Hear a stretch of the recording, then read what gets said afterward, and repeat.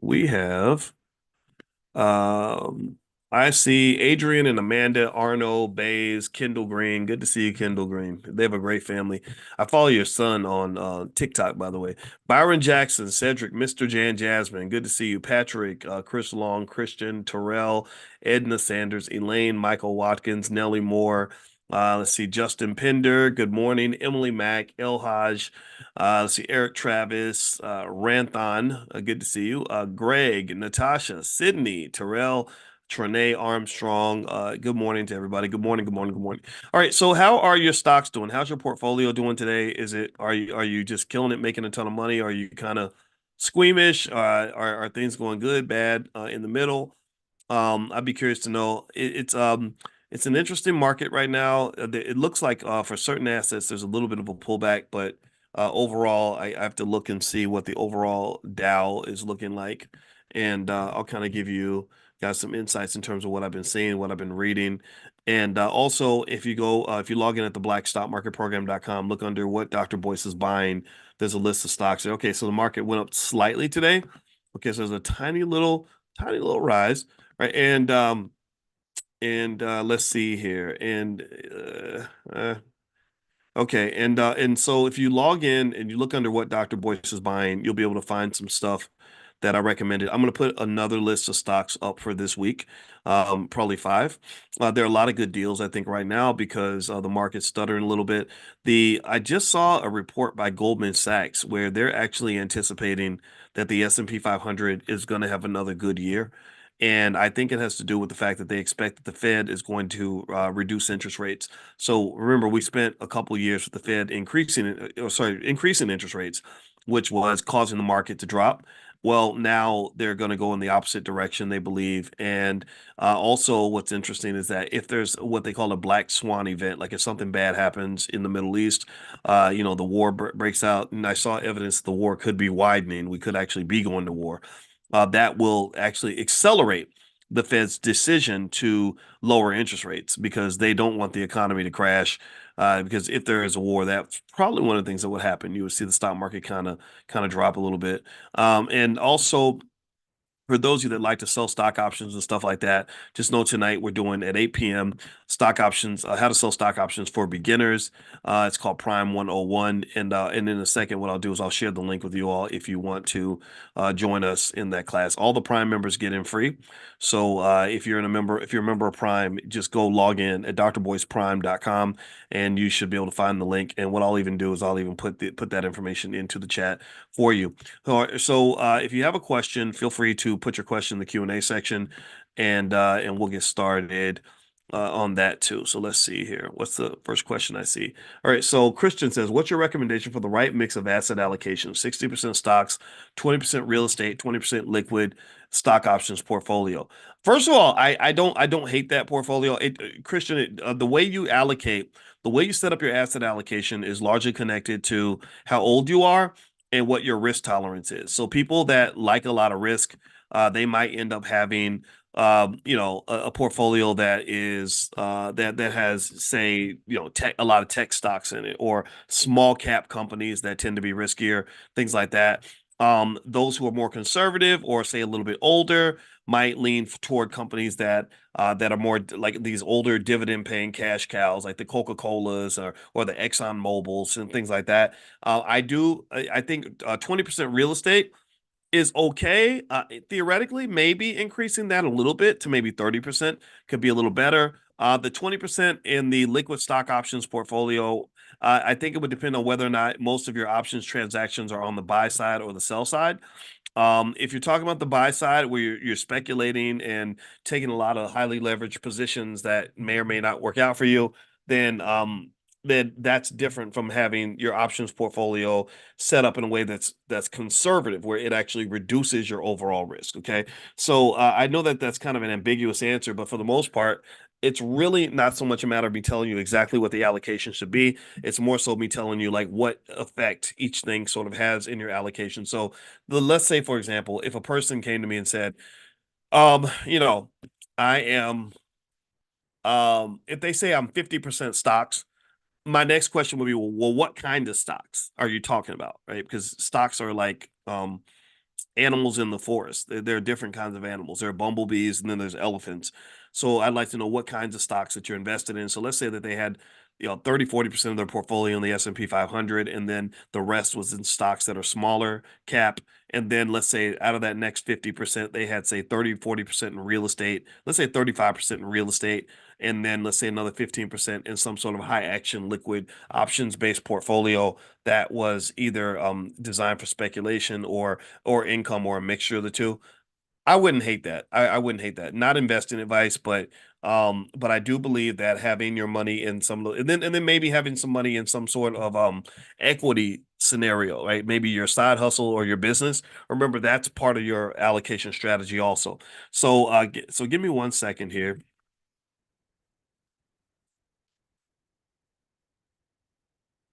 Okay, so ultimately, if you want to talk about my own portfolio, I probably, if I had to guess, I would guess that I was maybe 50% stock and about 40% real estate, and then 10% in my options portfolio. I guess, but even then, my thought process is um, more so about diversity, as opposed to, it's diversity, but it also can evolve based on what the needs are. So every part of my portfolio serves a different purpose.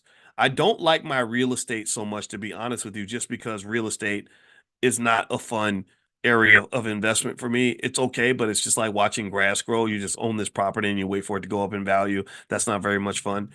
I like stocks because it's an interest of mine, and I wrote a whole dissertation on stocks. So I'm into stocks. Um, I like the options because the option stuff gives me income. And then every now and then, sometimes I'll gain an appetite for risk and speculation. So I'll do something risky. Like I might, if I read something and I feel like Apple stock is going to have a good earnings announcement, maybe I'll buy some out of the money call options on Apple, or maybe mess around with some credit spreads, which, by the way, in the Prime program, we're going to talk about credit spreads. Credit spreads are a great way to make a decent income off of a smaller capital base, but they're also very risky. If a credit spread shifts against you, it can really just feel like getting a knife in your stomach. Like, I don't know if anybody's ever done that, mess with a credit spread. But yeah, so you got to be real careful with that. So one strategy I used that did make money was I did a long-term debit spread with Amazon, and also with what was it? Amazon and Chipotle and a couple other companies that I felt were going to recover strongly back in 2022, and that I made a decent amount of money from that. Right. So sometimes if you have the right answer, the hard part about investing sometimes is that you may know that a company's undervalued. You may have a strong instinct that that's the case, but you may need to wait until the truth gets revealed. It's almost like maybe you have somebody that's like making bad decisions, and eventually the chickens are going to come home to roost, so the consequences are coming, but you just don't know when. It's kind of like that with stock. When you see people engaging in risky behavior, there are people that have an understanding of history to the point where they're like, oh yeah, this is gonna bite you in the butt, but you can't tell them. You just gotta wait for it to happen. So I knew Chipotle and Amazon were going to recover. I just didn't know when. So what I did was I did the debit call spread, and I gave myself like a year and a half. And the thing that upset me, the area where I got it wrong was I didn't need a year and a half. I only needed about 3 months, and then the stock price shot way past the strike prices. But then what happens with a debit spread is that you need time. At that point, you have to let all the time expire so that your strategy fully works. So by me selling early, if I'd done that, I would have ended up losing. Like, let's say the total strategy would have made me, say, $30,000. Um, in the first 3 months, because the price went up so high, I'd made like 12 of that 30,000. And what would happen literally is, because of the difference in the time decay of the stock options, that 12,000 would have grown to 13, 14, 15, all the way up to 30. almost like letting a savings bond mature or buying a CD at the bank and waiting for it to mature. And so I was kind of mad because I bought more time than I actually needed. And remember, when you invest, you're buying time. Time costs money. Risk can be exchanged. Risk has a financial value. All these things have financial value, and you're moving around with money. All right. So one thing I want to mention to everybody is that Amani is in the chat, and Amani's on our customer support team. She can help you with any questions that you have. If you have any issues at all about anything going on in the Black Business School, just keep this email address around because we love hearing from you and our customer support team. The email address is support@theblackbusinessschool.com, support@theblackbusinessschool.com. They will take care of you. They will make sure you're happy. They will make sure you're good. They will work with you. They will give you suggestions, advice, whatever you need to make the next move. And when I say advice, not financial advice, because we can't do that, but they will give you information on what training your family can get. And we're really good for the whole family. That's one thing that makes us better than these universities and HBCUs and all that is we literally believe that your children should be part of your educational process because wealth should be a family thing. Wealth should not just be something that one person's doing and everyone else is just sitting there watching. No, wealth should be something you do together as a family. And there are fun ways to do that. Like our family, we do stuff together. Like my wife and I run our businesses together. She's literally in the other room right now seeing clients. And also we do this financial therapy thing. And so we work on that together. But then also when we take trips together to work on stuff or go to conferences or whatever it is, we involve the kids. So if you come to the All Black National Convention, for example, you saw our kids. Our kids are all there because we want them in the culture. We want them inundated in the culture. And a lot of the time that I spend teaching, the same way I talk to you guys every day now, when we do our financial consciousness training. We do that at 10 a.m. Eastern every morning, drboycedaily.com if you want to join us. The same way I talk to you guys every single day. That's what I do with the kids. I'm constantly talking to them because I want them to constantly have their heads just filled up with all this financial information and stuff to the point where they're going to know more by 12 or 13 than they would learn in college, right? And that's what you do. You really want to talk to your family about what you're learning. Don't just keep it all to yourself. It's got to be each one teach one, and then that makes them into better teammates. They have the right values to be wealth builders. So what I want to do actually is a couple of things. One, I'm going to share a link. And Amani, this is the link for tonight's Prime 101. We're doing a beginner's class on how to sell stock options and make money tonight. Because you're here, you can get a 25% discount by using this link. So Amani, here's the 25% off link. This is also good for members of the book club and stuff like that. So feel free to take a look at that link. Let me open this up. And tonight's Prime 101 class is a standalone class. It's a standalone event, one-day event for beginners. If you're a member of Prime, you do not have to pay. So if you go into drboyceprime.com, the link to join for tonight is totally free. The other link can be used for those of you that just want to come in for a day, just to learn some basic stuff. When you walk away, you're going to be able to take this information and go make money with that. You'll have enough to get started with that. Now, if you want to continue and every week, what we do is we calibrate and I tell you guys what I'm invested in, opportunities that I see, where I see the money residing, that kind of thing. That's what we do in the Prime training. So, but Prime 101 is for beginners, beginners, beginners, beginners. So if you are in Prime and you're confused and you're like, well, how do I start? Where do I begin? Prime 101 is for you. We do that for you guys, but we also allow those of you that want to come in and visit and just see what it looks like and do it in a way that's low risk. You can certainly do that. So here is the link, and the price to join is $129, and the materials are yours for life, all the slides, everything. And also, if you with the 25% discount, it drops the price down to about $96. So $96 one time, it's yours for life. You can run off of that and use that for the rest of your life, or you can join the Prime program if you'd like. I'll give you an opportunity to do that at a discount if you're interested in that kind of thing. Stock options are so much fun. I think you're gonna really like it. Anybody who's in Prime, for example, say something in the chat. Like, just be honest. Tell people what you think because I think it's a great way Because what it is, what's beautiful about it is it solves a specific problem that a lot of us have, which is how do I make extra money? A lot of you have asked me that. You're like, well, I want to generate extra cash, or if I buy these stocks and they're just sitting there, what do I do to make money while I'm waiting for these stocks to grow up? Well, Prime allows you to make money from the stocks that you actually own. So that's the add-on. That's the great benefit of it. That's why I love stock options. That's how I make my money. All right, so let's see here. Nelly says, "Man, please get the discount on the program tonight. When I tried last night, it was too late."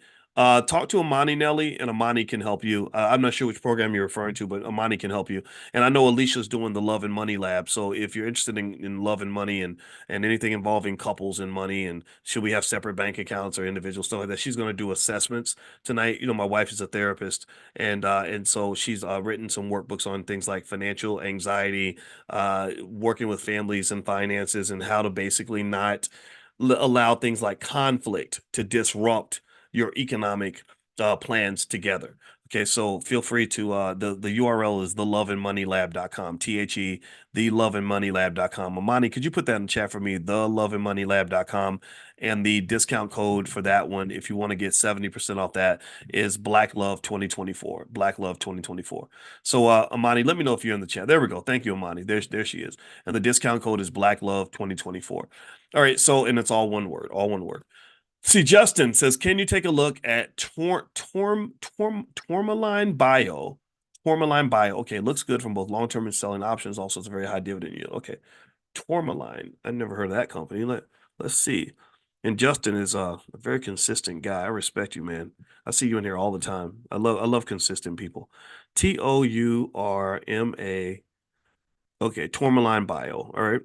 So let's see. This stock, it's a young company. It's gone up 50% in the last year, so high action. Tourmaline is a late-stage clinical biotech company which engages in the development of medicines for patients with life-altering immune diseases. Okay, and it's let me see here now. Okay, insider sentiment is positive, and analysts like this stock. I wouldn't be mad. I wouldn't be mad if you added it to your portfolio. Biopharm or biotech companies though, remember they have that jump risk we talked about where they can just jump on you. And but if it's money that you don't mind putting at stake, then why not take a look at that? And you never know, maybe it'll double. They may have some clinical trial that they're waiting on the results for. And a lot of times when biotech companies get positive results in their clinical trials, that's when you'll see the stock move a lot. When selling stock options with family members, how are you allocating funds to each individual family member that's interested in investing in options with you? You know what? I would say that if you did something like that, I would do it in a way where you just split the money up. You just agree on a strategy together. If you log in at the blackstockmarketprogram.com, there's a training on how to form a family investment club. And one thing about a family investment club is that everybody has to be involved in the decision. You can't have one person doing all the work and everyone else just standing there and watching. You all have to kind of vote on the decision. And when you do that, it just becomes a split based on who's invested the most money. So if we pull together $10,000 and one cousin puts in 80% of the money, well, that cousin should get, in my opinion, 80% of the profit, and 80% of the loss, because they're taking 80% of the risk. Unless you decide in your family that you want to have different rules for that. Maybe your family members you're investing with are your kids and you want to give them some sort of a stake too from educational purposes. But yeah, but I've seen people quit their jobs by selling stock options and stuff like that. But the hard part about it is building that capital base. If you build that capital base, that'll get you where you want to be. It just takes time. What are your thoughts on SoundHound AI ticker SOUN? SOUN. Okay, SoundHound. How about this? The key answer, the key question that will be asked when you guys ask me about a stock is, would Dr. Boyce buy that stock? Okay, so this stock has gone up a lot. It's gone up 81% this year. They engage in the development, ownership, and commercialization of voice, sound, and natural language, artificial intelligence technologies. Okay, so this is an AI company. Um, they've just started, they were making money back in, wait, no, that's not right. Sorry, I got that wrong. I was looking at hedge fund investment. I thought that this was profit loss. It's not. Okay, so they're losing money. You got to be really careful about companies that are losing money because when companies are losing money, that's very risky. But it's an AI company. It looks like most of its valuations built on the potential of this company. I don't hate it. I don't hate it.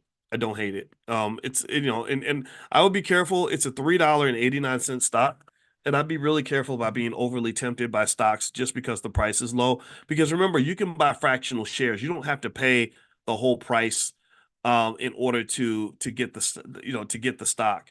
Um, you can pay just $10 or $20 and still buy a piece of a $400 company, and you'll still get the same ownership. You'll still get $10, $20 worth of ownership. It's not like you're getting a smaller piece of ownership just because the stock price is higher. Companies can artificially manipulate their stock price, and they can decide, okay, you know what, we don't want to have a $400 stock. We want to have a $40 stock. So all they have to do then is do a stock split. But that doesn't change the valuation of the company, right? It doesn't change anything that actually matters. It's like taking a pizza that has four slices and saying, we imagine somebody had a pizza and it was sliced in four pieces, and somebody said, let's make it a bigger pizza by chopping it into eight slices. That doesn't make it a bigger pizza. That just maybe gives the illusion that it's a bigger pizza if people don't understand what actually happened there. Or maybe it allows you to split the pizza among more people, but it doesn't make it a bigger pizza. Do you understand? Okay, so I'm going to read a little bit here and give you guys some insights in terms of what I'm seeing in the market. Now, here's an article from Goldman Sachs, and Goldman has basically raised their S&P 500 target to 5,200, and they're basically mentioning strong earnings as the catalyst. It says here the Goldman Sachs raises S&P 500 target for end of year to 5,200 in anticipation of stronger than expected earnings. So that's an important term, stronger than expected, because if it was expected, then the price would already adjust for that. Everything that's expected is already in the price. It's the unexpected stuff. It's the unknown stuff. It's the stuff you didn't know that was going to happen that becomes the ultimate driver in stock prices, not the stuff that you knew was going to occur. Like, for example, if ExxonMobil makes another $1 billion or so tomorrow, if everyone knows that they're going to make $1 billion, then you can't profit from that because the stock price is already adjusted for that. But if they make a surprise $1 billion tomorrow, that's a different conversation. It says here, we raise our year-end S&P 500 index target from 5,200 to 5,200 from 5,100, representing 4% upside from the current level, says David Costin, chief U.S. equity strategist at Goldman Sachs. He wrote in a note late Friday. Our target upgrade today reflects an improved earnings outlook. So they believe that earnings are going to be stronger for S&P 500 companies, and they expect that the stock market is going to benefit this year. This what if you believe in Goldman Sachs, and you have no reason not to. They're pretty smart people. Then there is evidence to say that this market is going to go up. What do I believe? I believe that it is. I believe that this is going to be a strong market this year. I believe that there's going to be a lot of stuff that has a certain price now that you won't be able to buy for this price a year from now. Starting with simple things like Bitcoin. It's as clear as day that Bitcoin at 52,000 or whatever it is right now, I have no doubt in my mind that by the end of this year, Bitcoin will be chasing 60, 70, 80,000. Again, I could be wrong though. Don't forget, because sometimes we can be confident and we can still be wrong, but all the fundamentals point to an increase in the rise of Bitcoin. So if you want to make easy money, it's right there in front of you. I would consider taking a look at Bitcoin. This is not advice, but this is just what I'm going to do. It says here also, our target upgrade today reflects an improved earnings outlook. The upgrade comes on the back of stronger than expected fourth quarter earnings this year. Costin noted companies are on track to grow nearly earning 7% on a yearly basis, higher than analyst expectations of just 3% growth when the season started. Given this, the strategist raised his S&P 500 earnings per share forecast to 241 from 237 previously due to increased optimism for the U.S. economy, as well as the ability of mega caps to sustain profit margins.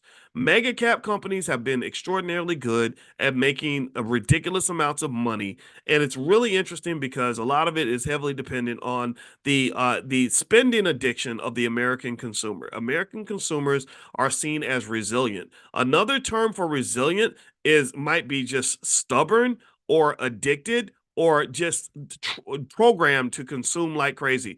And so what they're finding is that the American economy is roaring because Americans give their money away to companies very quickly and easily. Um, the Japanese economy, on the other hand, is shrinking because Japanese people save their money. So it's kind of a weird thing that the more money you save, the more it slows down the economy. I remember when the economy crashed back in 07, 08, and Susie Orman went on to Oprah, and Barack Obama had just issued these massive stimulus checks to everybody. And Susie Orman upset the Obama administration because she went on Oprah and told everybody to save the money. And they were mad because they didn't want everybody to save the money. They wanted everybody to spend the money to put it right back into the economy. So that's kind of what you're dealing with. Um, and also, what's interesting is that companies are getting away with things like what they call shrinkflation. Shrinkflation. It reminds me of this weekend. I went and bought a box of Frosted Flakes at the grocery store, and I brought it to the house. We were all in this Airbnb, and I was there with some people from the Urban Youth Racing School, and our son Quincy and LeVar Scott, that race car driver I told you about, because we went down to the Daytona 500. And when I was down there and I bought this box of Frosted Flakes, it was gone in about 2 hours because I think 3 bowls of cereal had been made, or 4 bowls. And they said, wow, I can't believe that whole box is gone. And I said, oh yeah, well, companies have done this thing called shrinkflation. Shrinkflation is where they, instead of increasing prices like they needed to, they decided, hey, I wonder what would happen if we just charged the same price and gave people less product. Like, what if we just gave them, it gave them 2.8 ounces of coffee instead of 3 ounces, like we used to, and charge them the same price? So when they did shrinkflation, they found that shrinkflation worked. Their excuse for shrinkflation was it's a pandemic and the supply chain's all messed up, and so we have to do this in order to maintain our profit margins. But then when the pandemic ended and they didn't have to do it anymore, well, you really think that corporate America is going to give money back? They don't get rich by giving money away. They don't go backward. They kept doing it. So this is what you're dealing with, and not everybody's with it. In France, there's a grocery store. They got so upset with the PepsiCo because they had done this shrinkflation thing that they said, we're not putting your products in our stores. And so if you go to some of to this particular French grocery store chain, I forgot what it's called, and you go look for any PepsiCo products like Doritos and all the other crap that they sell, they'll have a little sign that just says that because of unreasonable price increases, we are no longer offering this product. So that's the story in terms of how these companies are maintaining their profits. Another big driver has been AI. AI is making an insane amount of money for a lot of major companies. There is a tremendous opportunity potential there. The problem with AI companies that makes them very risky, like I know that we love NVIDIA, and a lot of you saw NVIDIA pretty much double in price and all that stuff, and I did too. I owned a lot of shares. I was really happy about that. Is that AI is priced to perfection. NVIDIA's priced to perfection, and that means that if they don't, they're almost like the New York Yankees or even the Dallas Cowboys. When you spend so much money on your team that you have to win a championship in order for people to feel like they got a good return on the investment, that puts a lot of pressure on your team. So I wouldn't put the Cowboys in that category just because they're just so terrible. But the Yankees might be a better example because the Yankees outspend all the other baseball teams. So people aren't happy that, if they just have a winning season. It's like, no, you need to win a World Series. If you don't win a World Series, then you have failed. So that's the pressure that's on companies like NVIDIA because the price is just incredibly high. So let me read some of what they have to say about NVIDIA. Here's what Goldman Sachs is saying about NVIDIA. It says, in fact, the strategist expects the fundamental strength of mega caps should continue to boost profits for overall indexes this year, especially if NVIDIA meets expectations when it reports this week. So the NVIDIA earnings announcement, I want you all to pay attention to that because that's going to really rock the market. If Nvidia doesn't make their numbers, that stock is going to get hit like it got slammed with a hammer. It's going to just the air is going to pop out of that balloon big time. But it's not just going to be Nvidia. It's going to be a lot of companies in that industry. Any company correlated or connected with Nvidia will likely get hit too. So it could end up rocking the entire stock market. So here's the quote. If Nvidia reports estimates in line with consensus, the Magnificent Seven, which is these top 7 stocks that pretty much make up just this alarmingly large amount of the S&P 500 market cap and the market cap of the world, the Magnificent Seven will have grown sales by 15% year over year and lifted margins by 582 basis points per year. That's 5.82%, leading to earnings growth of 58%. He wrote, in contrast, the remaining 493 stocks in the S&P 500 grew sales by only 3% per year, while margins contracted by 56 basis points and earnings fell by 2%. He expects the information technology and communications services sectors, which hold 5 of the Magnificent Seven stocks, will outperform this year. So he believes that information technology and communication sectors are going to do well this year. He also sees the other stocks in the broad index improve their margins, though not as much as mega caps. We expect demand drivers, including AI growth and consumer strength, will support revenue growth in these sectors, while margins will continue to expand as these companies. Costin wrote, Costin has raised his 2024 year-end outlook before. In December, the strategist raised his target to 5,100 from 4,700, following a dovish pivot from the Fed that bolstered the interest rate outlook. So dovish pivot means that they were leaning toward actually reducing interest rates. When the Fed announces or signals that they're going to reduce interest rates, that's going to pull your stock prices up. All the equations that I taught students about how stock prices are valued basically have a rule in the mathematics that says that when interest rates go down, stock prices tend to go up, money tends to become cheaper, the economy tends to get inflated. So if there is any sign of a recession or there's some sort of external shock to the economy, like a war in the Middle East, then you're going to see the Fed probably move a little faster to reduce interest rates, which could actually cause the opposite effect in the stock market.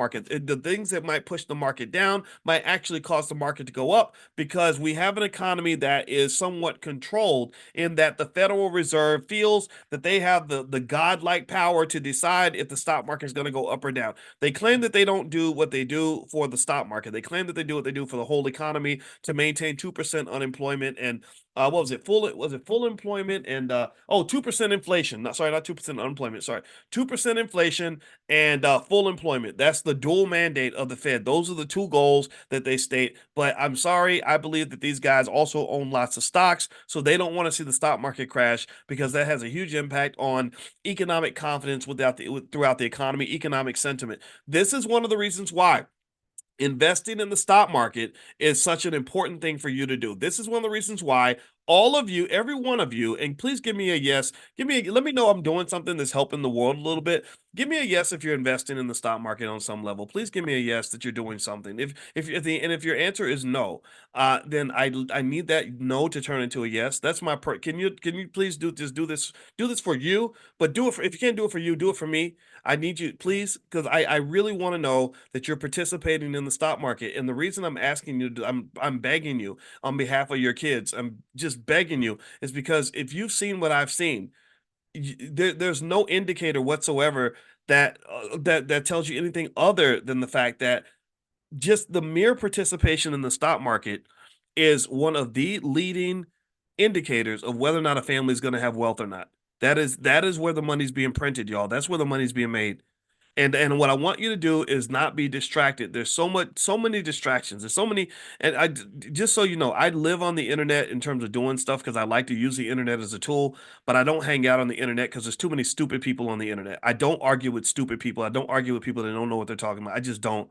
I just don't. I'm not going to do that. And so what I need you to do is not be distracted by people who don't know what they're talking about, and focus on the fact that according to every research study I saw, just the simple decision to participate in the stock market literally um will increase your wealth. And I see someone mentions that Earn Your Leisure was on Good Morning America. Wow, they do a lot of these mainstream shows. That's pretty cool. Good for them. Yeah, they were Good Morning America talking about black people participating in the stock market. I'm excited because I love what the Earn Your Leisure guys are doing, because I know I was a part of that movement very early in the process, and I know them. They know me. I love them. I hope they love me. I assume that they do. I don't get to talk to them much, but I saw them with Dr. George Fraser, who was at our convention. So that's another great guy for them to talk to. And so basically, we're all kind of on the same page here. This is one small area of black unity in a cloud of confusion and chaos. One area of black unity is that we all seem to understand that building wealth is a good thing for black people. And people who don't agree, people who want to see black people stay poor, I don't I'm not going to argue with them. I'm not. There's a professor that from Morgan actually that wanted to debate me about it because I think he wrote a whole book kind of just saying that this whole black wealth thing is nonsense and this isn't a solution for black people. And he was challenging me to a debate like Apollo Creed, like you're scared to debate me. No, no, no. And I was like, I'm sorry, man. This is the Black Business School. This is not Club Shay Shay. I'm not here to fight you. I can learn from you. If you have better ideas or alternative perspectives, then please share them and I'll listen and I'll learn because I think that we should learn from each other. But I don't want to be in a rap beef with you. Just show me if you don't think this wealth thing is going to work, that's okay. Just show me a better way. Just give me a better solution. See, I'm a mathematician, right? So it's simple for me. It's like if you crap on my solution, which may not be perfect, by the way. I'm sure my solution has holes in it. Point out the holes, but then fill the holes. Like, kind of give me a better solution, right? That like let what do we call it? Knives sharpen each other or something, right? Like whatever it is, you know what I mean? Like let's help sharpen each other's knives as opposed to using our knives to stab each other. I don't think this is a debate anymore, people. I don't. And so this mere participation in the stock market is a huge hurdle that we have jumped in the black community. We have jumped this hurdle. We are iron sharp as iron. Thank you. I lost my words, but you get the point, Shaquana. Thank you so much. Um, so really, so we've achieved that first goal. We're now investing, and we're investing at a rate. Our growth in investing exceeds any other ethnic group in America, which is a wonderful thing. That's amazing. But now what I need y'all to do is I need you to put your foot into it. Now that you've gotten into the car, I need you to understand that getting into the car is not enough. If you need to go to the grocery store, getting inside the car is a great first step. You got out of bed, you got in the car, you shut the door, and now you're sitting at the wheel. Now I need you to drive, and I need you to drive fast. Not too fast, but I need you to drive fast enough that you're going to actually move forward. And so what does that mean? Well, look, if you're investing, if you're tiptoeing into stock market investing, that's going to make a difference for you, but it's not going to really make the kind of difference for you that I would like for it to make. I don't want you to tiptoe in investing. Why? Well, because when you budget your money, the most important line item in your budget should be this thing called you, this thing called your future, this thing called your family. And so what a lot of people do is they will spend, spend, spend, and they'll pay bills, and then they'll try to invest whatever little money is left over, and that might be $50 out of 2 or 3 thousand bucks that they spent doing other stuff. Well, I don't really have any money to invest because I had to go to the mall and I had to get some shoes and a new iPhone. And so but here's $50 to invest. So now that I can say I'm doing the right thing, that's okay. That's all right though. There's nothing wrong with that because I kind of do that when it comes to exercise. Don't tell my wife, but she goes to a boot camp where there are these mean white people that tell her what to do, and she's running and jumping and doing pull-ups and tug of war and all that. And I go down the street to Planet Fitness and I just kind of trot on the treadmill, and read my phone and so I'm kind of technically exercising. I'm not gonna ever be prepared for the Olympics by working out like that. So I get it. I understand, right? So there, but it's a good first step. It's a great first step. But what I need you to do is to understand when it comes to your wealth. There's a difference between you investing small amounts of money that you have left over or treating investing like it's an afterthought versus making investing a critical and significant part of your budget. I think that should be a significant part of your economic strategy overall. I don't think in fact, my goal is that one day you get to the point where investing for yourself and for your family is just as important as paying the car note, paying the rent, paying everything else. Now, I'm not saying buy stock before you pay the rent. You got it, or the mortgage. Yeah, you got to have a place to live. I'm not telling you to do anything crazy, but I want you to really want it. Do you understand what I'm saying? I really want you in there. Like I really want you like in there. And in there means, look, if I invest $25 when I know I could have really done 125, then go ahead and push to do the 125. You're making yourself into a wealthy person. Wealthy people, that's what they do. They accumulate assets and they accumulate in a greedy way, in a hungry way. Not in a bad way, not in greed as an evil, but just like I want to own stuff because the more stuff I own, the more assets I have. The more assets I have, the more of a financial cushion I have, the more financial security I have. So don't just build a tiny little house. I want you to build you an economic castle. right? So when you get in there and you get in that habit of buying your stock every week, see if you have that space to increase that weekly investing budget by maybe 10 or 15%. Or maybe start that side hustle and just say all the money, 50% of the money from my side hustle is going to go toward my stocks, toward my investing. Some of you that are in the Prime program, I've heard you tell me that you take the extra cash you generate from selling stock options and you're putting it into your real estate assets, or you're putting it into your long-term stock ownership, things like that. Just find something, right? Be committed to that idea that of building the side hustle, working with the family, maybe having the family business meetings. If you can't be about it just yet, that's okay. Just talk about it. If you can't be about it, talk about it, because that's the first step to being about it, is to talk about it. So that means getting together with family and saying, okay, we're going to talk once a week and we're going to figure out how we're going to generate extra money. Where are our opportunities? And the more education you have, the more, this is where financial literacy helps you. The more economic insight you have, the more you just know where the opportunities are. You just know where money can be made. And I'm gonna tell you, this is what I promise you right now. Your next $100,000 $1 million opportunity is probably right in front of you. You just haven't been trained to see it yet. I guarantee you. There are people that have keen economic insight and financial consciousness, such that if I put them exactly in the situation you're in, they would see money where you don't see it. They would, because this is why gaining your economic sight is so important, because I want you to see the wealth that is around you. You're surrounded by possibility, but you have to learn how to see it. Okay. So anyway, we do our financial consciousness training every morning. Some of you came from that just now. If you'd like to join us, just go to drboycedaily.com. Feel free to join. We do this every single morning, 7 days a week, 10 a.m. Eastern, every single day, because we want to get in the habit of talking about our economics every day. All right. So let me answer some more of your questions. NVIDIA just bought a large share in the company, SOUN. Oh, did they? Did they? Okay. Did that is that what pushed the stock up? If they bought a big stake, that is a vote of confidence for the company for sure. But it also could mean that the stock price has already moved to reflect the investment of NVIDIA in this company. But one thing that could be a benefit is maybe NVIDIA has something up their sleeve that they can do with this asset that hasn't been done yet, and maybe that hasn't been factored into the stock price. So there is still a chance for the stock to go up. Let's see here. What is your call today? What are your thoughts on APLD? That's applied something. Applied. I gotta look it up again. I bought an out of the money call option with a 7/19 expiration date with a break even of $6. How do you feel about APLD? Well, let me look it up. Let me see here. APLD. How do I feel about APLD? Um, APLD. Uh, what are my initial thoughts? I think Applied Digital. Oh, Applied Digital. Yeah, that was that I think we made some money on Applied Digital, if I'm not mistaken. I can't remember. I forget. Yeah, I think it went way up. It looks like it's dropped a little bit, but it went up pretty good earlier in the year. Okay, Applied Digital. Do I like the stock? Yeah, I think it's good to have in the portfolio. Remember though, I would make sure that you diversify. But now, as far as hitting that strike price of the break even $6, yeah, Bays, you got a ways to go for that. But anything can happen. I mean, this company, what do they do? They're a tech company. With these tech companies, they have so much volatility.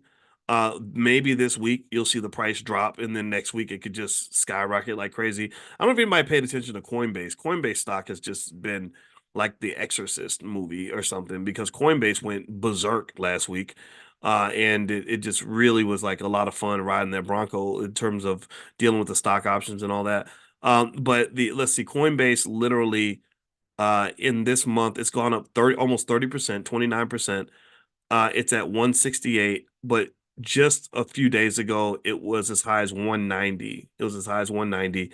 And a month ago, it was as low as 117. On February 6th, what's this, February 20th? So 2 weeks ago, it was at 117. So it was at 117 not long ago. Now it's hovering at 168. And then it's been as high as 190. So Coinbase is one of those companies that you can really do well as far as selling options. Buying the options, I don't buy any options on Coinbase just because I think they're too expensive.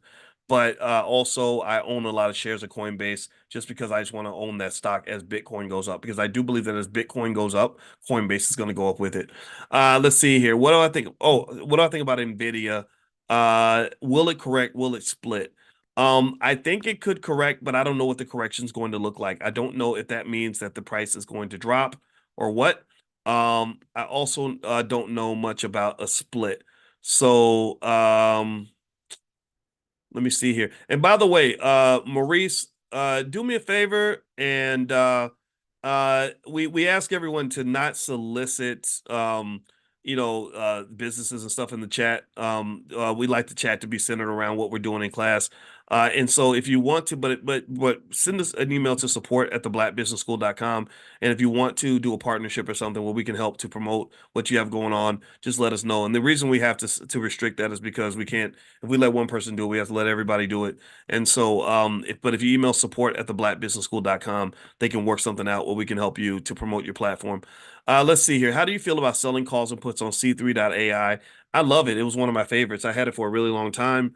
I don't know if it's still up there. I sold my shares, but it wasn't because I disliked it. It's just because I found better places to put my money. But yeah, that's a good one as far as like the options market.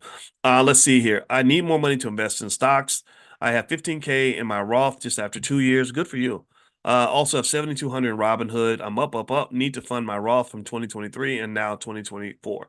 Thank you for not being selfish and sharing information in the beginning. Many of these stock clubs want too much and tell you to get in after the stock has already run up. I plan to come to the conference this year. When will it be? Okay, so congratulations, first of all. I'm very happy to hear you're making money. That's what I just that just makes me feel better. Um, and the conference, the convention is the All Black National Convention, which is going to be October 25th through the 27th in Chicago. It's right outside of Chicago in a city called Lombard, Illinois. So if you would like to attend, just go to allblacknationalconvention.com. That's allblacknationalconvention.com. We're almost out of tickets. So it's a great place to network. It's a great place to learn. It's a great place to meet like-minded people. And our goal is not to have a big, gigantic event with thousands of people because we feel like that can get a little bit difficult where it's hard to, you can't speak to the speakers and all that.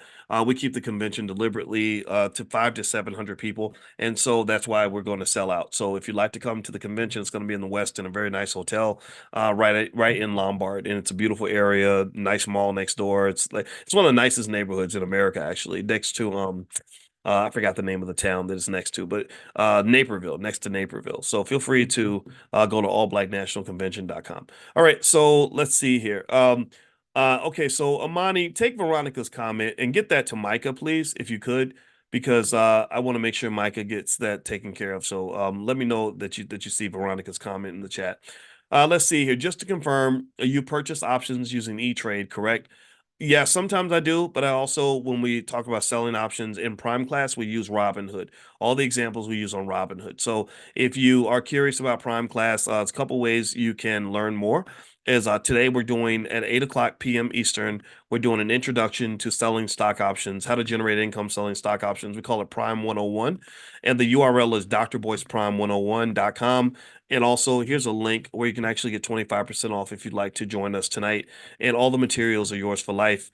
And you can actually go in there right now. There's actually stuff in there right now you can get started with. So there's that URL. All right, and so let's see here. So a couple more things. Let me finish this content about the market right now, what Goldman Sachs has to say. I think this is interesting.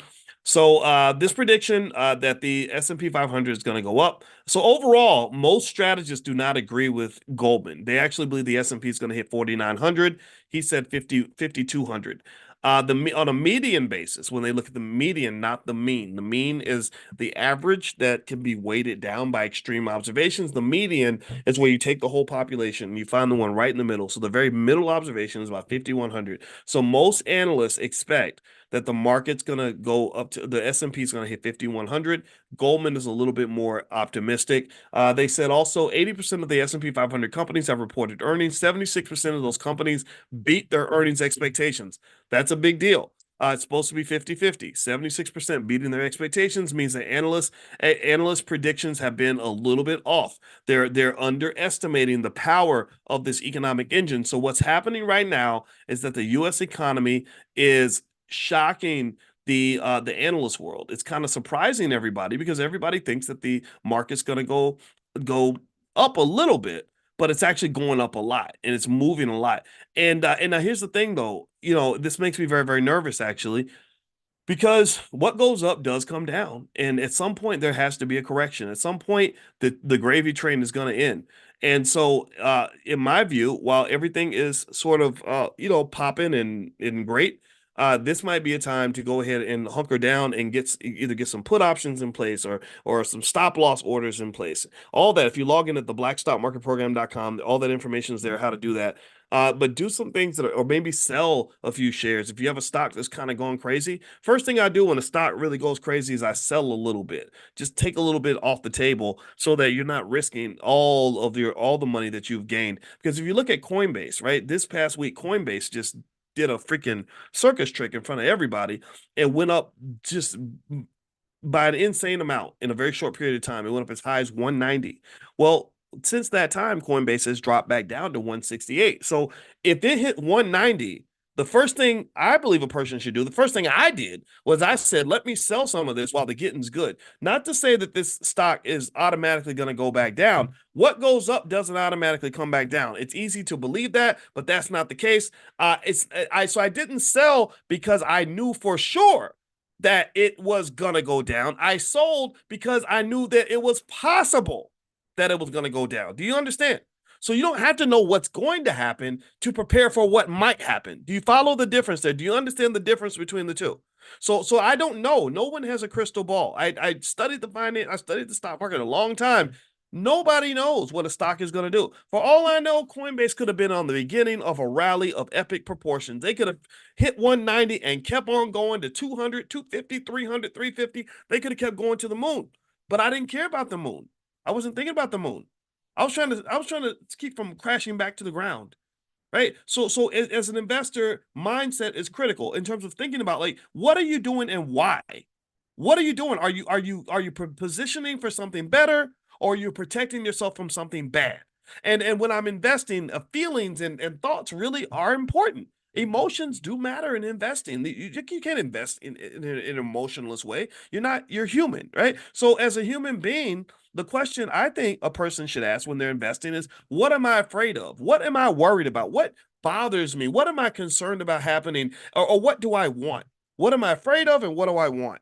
Right? And does the thing that I want overwhelm and exceed the thing that I'm afraid of? Because sometimes you want something so bad that you're willing to risk a little bit to get it. You're willing to risk it all to get it, right? But sometimes you're so afraid of the negative outcome that you're willing to defer what you want a little bit just to make sure you're protected from a calamity because you got it good, you made some money, and you don't want to be greedy. Do you understand? And different people react in different ways. So when Coinbase went up to 190, and I'm sitting there and I'm like, woo, yeah, let's have a party. Look at all this money we made.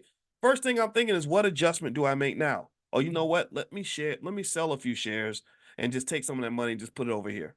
Just protect it from the fact that this stock might go down because I realized that I was afraid that this 190 push was going to be an overreaction, which happens in the market all the time. The market notoriously overreacts to the upside and to the downside. To the upside, it goes way up, and then the market's like, whoa, wait a minute, we had some irrational exuberance. We went kind of crazy here. We sobered up now. We thought the stock was 190. We actually 170 is really kind of what we were thinking, but we kind of went bananas, right? And then also to the downside, you have what you call a dead cat bounce. The dead cat bounce is when everything crashes and it's like, oh my God, it's the end of the world. The house is burned down. What are we gonna do? Oh Lord. And then it's like, oh, okay, it's not so bad.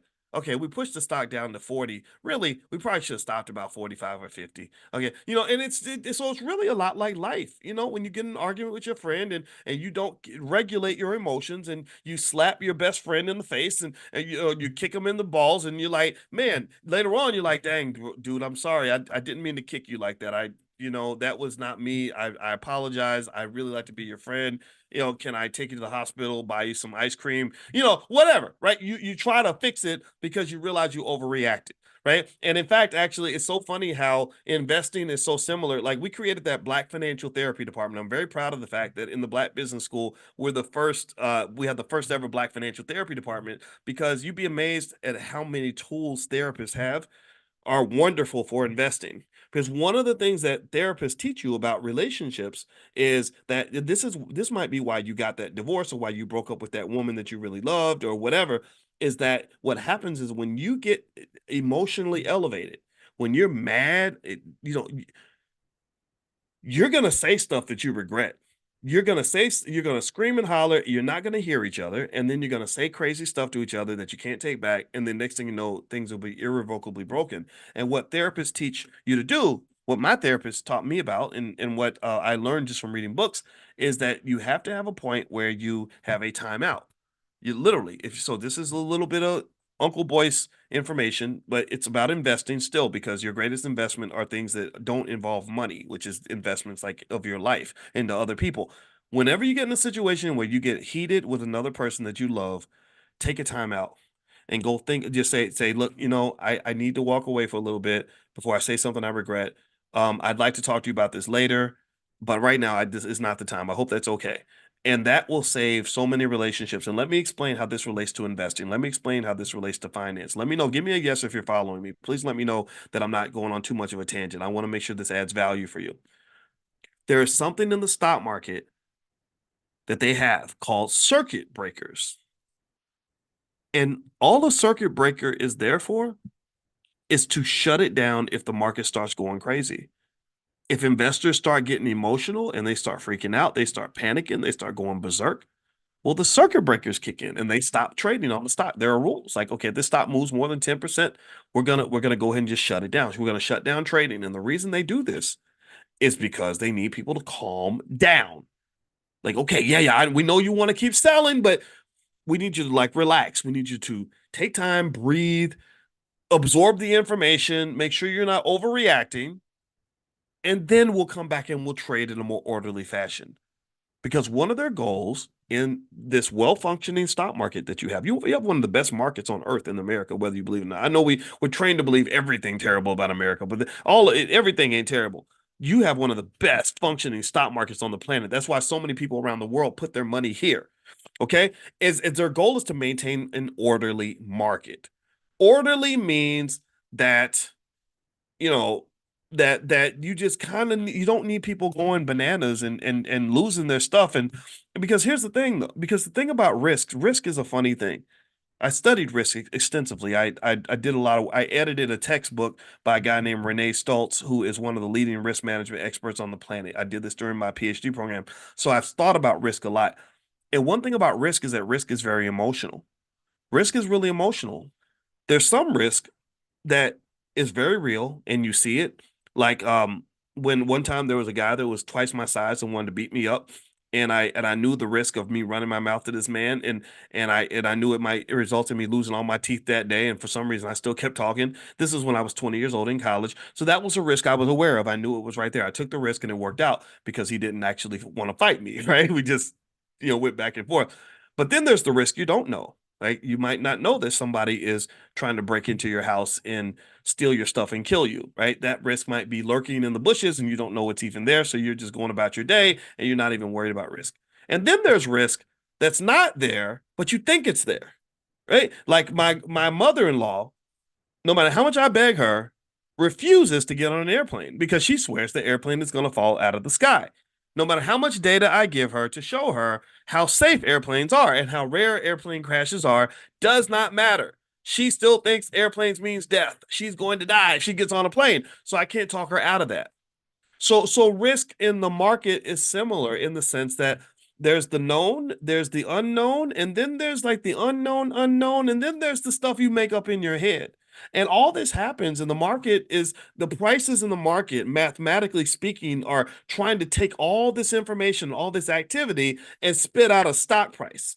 They call that in finance, they call that price discovery, just figuring out what the asset should be worth. And I can just tell you that the reason you see stock prices move so much is because this is a highly inexact science. It's highly imprecise. Nobody really knows what Nvidia is worth. They know what you can buy it for. They know what somebody's willing to pay, but nobody knows what Nvidia is really worth. The only people who know what Nvidia is truly worth are people that live in the future. So the only way I can really find out what Nvidia's true value should be right now, Nvidia's stock price, I can buy a share of Nvidia for how much would I pay for Nvidia? Let me see. I can buy Nvidia for $681 right now. Let's see. A year ago, I could have bought Nvidia for Let's see, 49 bucks, not a year ago. Sorry, in 2020, I could have bought Nvidia for 49 bucks. And so the people, here's the thing. The same smart people today who will tell you that Nvidia is worth $681, most of those people are over the age of 4. Most of those people are not in kindergarten.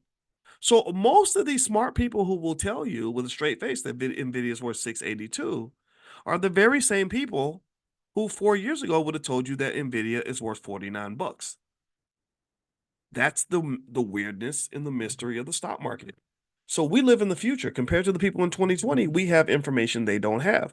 The information has been revealed, right? So because the information has been revealed, we have more insight into the value of Nvidia than people in the past, but we have less insight into the value of Nvidia than people that live in the future. So the same way we would argue that Nvidia is worth $682.21 right now, someone in the future would definitely disagree with us, and they would be more correct than us because they would have more information than us. See, this is the last point I'm going to make to you guys before we finish up for today. The stock market is driven heavily by information. Information is everything. That's why information can make you rich. Information can get you sent to jail. Having the wrong information at the wrong time can get you sent to prison. That's why Martha Stewart is doing TV shows with Snoop Dogg, because she went to jail because somebody gave her information that the public did not have, which disrupted the ability to have a fair and orderly, transparent stock market. So they sent her to jail to make an example out of her, just like lots of other people. Because it affects their money if the risk, or if the fear of the market, or if there is a distrust of the market, right? Because we somehow believe certain people have information, other people don't, right? So ultimately, information is everything.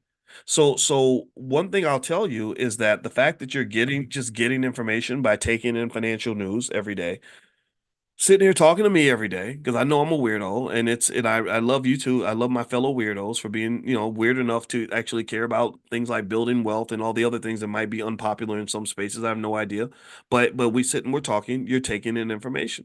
And this is going to impact your wealth. Wealth and information are deeply connected. So keep absorbing information. That will put you in a better position long term when it comes to building for yourself and for your family or for future generations. A lot of our people perish due to a lack of knowledge, due to a lack of information. There's a reason why they put people in jail for teaching slaves how to read. So let me look at one more question from Therese. Therese is asking about a company called Eaton. Let me look up Eaton. And let's see, Eaton. Would I buy Eaton? That's the question. Would Dr. Boyce buy Eaton? Let's talk about what Eaton is. Eaton is a company that they are a power management company which provides energy efficient solutions for electrical, hydraulic, and mechanical power. Okay, nice. They've had a big run. They've gone up 58% in the last year. They've gone up 251% in the last 5 years. Woo, look at that. The analysts seem to like it. It's there's a research report here, by the way, if you want to read in more detail about the company, right here inside Robinhood. They have a nice research report that's here. Let's see here. The fair value, according to the research report, is after updating our valuation model, we've raised our fair valuation price to $210 per share. Okay, so the price right now, though, is 275. So what this report is saying that they believe that the stock is overpriced. That doesn't mean it's true, though. That does not make it true. If you like this company, you like the business that they're in, maybe with a stock like this, what would I do? I would probably just wait until the stock went down in price. So maybe what I might do is, if I'm into options, maybe I sell some puts at a more reasonable price point. It's 275. Maybe I go sell some puts at 250. And that way, if the stock price drops below 250, I can take ownership at a price that I'm more comfortable with. I don't know if I'd buy it at the current valuation, because I am a little bit suspicious of stocks that have had major run-ups like that, because I'm always wondering if there's been a little bit of an irrational push of the price going upward, right? If it's been a little bit overestimated. And then generally speaking, when the market's done really well like this, having a little cash to the side is just a good strategy, so you can take advantage of opportunities if they arise. So if there's a stock you've been kind of looking at, almost like you're a single young man or young woman, and you want to date somebody, but they got a boyfriend right now, they got a girlfriend right now, and you kind of wait until they're a free agent, and then maybe you make your move. Maybe that's what you might do with a stock. So maybe you see a stock and it's priced at 75 and you don't feel comfortable because the stock has gone up so much. Maybe you just sit back and you hold on to cash and you wait till it drops to 70, or you wait until that wonderful day where you see a headline that says, "Oh my God, the stock market dropped by 5% today." Well, that is a great day to go shopping. That's the day where when everybody else is going inside the house because it's raining, I'm going out and with my umbrella and I'm buying as much stock as I possibly can. I tend to not buy stocks after a big run up. I tend to not buy stocks on a bright sunny day. I buy stocks on the rainy days when the market's gone down, when everybody's scared, because I'm hoping that for some investors on the other side, that the fear has captivated them to the point where they are letting go of their assets cheaper than what they should be than what they should be sold for, and maybe I can go in and get a bargain. It doesn't always work that way 100%. The best type of investment is buy and hold, at least say 3 to 5 years, but that is a strategy that's out there. So feel free to consider that as you make your investment moves. All right, so let me share with you guys one more link. If you want to join tonight, we are doing the introduction to selling stock options. It's called Prime 101. Prime members get in free. So if you're a member of Prime, do not purchase a pass. You get in free. If you want to join Prime, you can either go to Dr. Boyce Prime 10, sorry, drboyceprime.com, or you can also, if you text the word money to 87948, I'll send you a training called How to Make Money Without Working. You can take a look at the Prime program. Text the word money to 87948. So there's the link where you can get 25% off tonight's training. It's going to be 8 o'clock tonight. All the materials are yours for life. We also have the materials from the last training available if you're interested. Now, for those of you that are interested in the whole concept of love and money, relationships and money, not just love and money, but relationships and money, whether you're talking about business partnership or any other kind of relationship, my wife is a relationship therapist, and she's going to do the first segment of something called the Love and Money Lab, and that's happening tonight at 8 o'clock. Also, if you guys would like to join that, you can go to theloveandmoneylab.com, theloveandmoneylab.com, and also the link is right there if you want to just click on that second link and take a look. And if you want to get a discount on that, it's a big package of stuff. It's powerful stuff. She wrote entire books on financial anxiety and stuff like that can really help you. She's going to do a clinical assessment tonight for all the students that come to the class to help you figure out where you are and what you want to work on. And if you want to get a discount on that, you can actually get 70% off that training by using the code word Black Love 2024. Capital B, all one word, Black Love 2024. So go to theloveandmoneylab.com, use the code Black Love 2024, and you can get 70% off. So I hope that helps you. I hope you will consider joining us in the Black Business School for some of these activities. And we want to be there in your wealth journey. And I will see you all tomorrow morning, actually, for consciousness training as well at 10 a.m. So we're doing stuff all the time. We hope that you will continue to join us on this journey, because this is a lot of fun for me, and I hope that it's helping you and your family. So have a good day, everybody.